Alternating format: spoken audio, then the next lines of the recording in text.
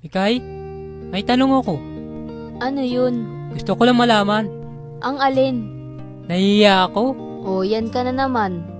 Huwag mo na tisain. Sarguhin mo na.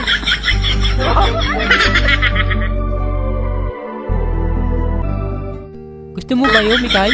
Ang alin? Yung sinasargo? Oo naman, syempre.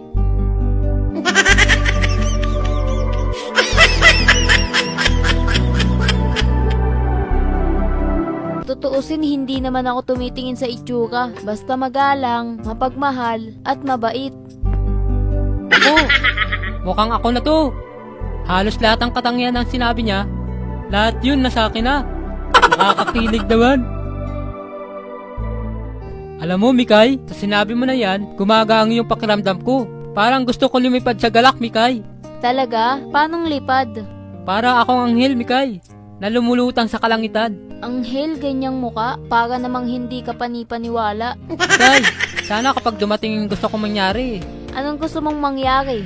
yung sa atin, Mikay, pangarap ng kahit kailanman, magiging masaya dahil makukuha na kita.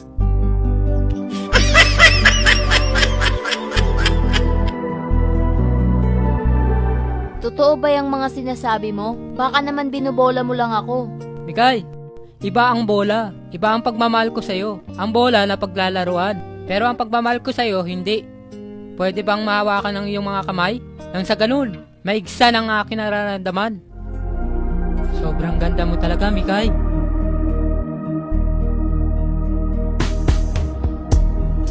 May gusto rin sa akin to eh. Ayaw lang magtapat. Ang puso ko, Mikay. Ang lakas ng tibok. Para akong sasabog, Mikay.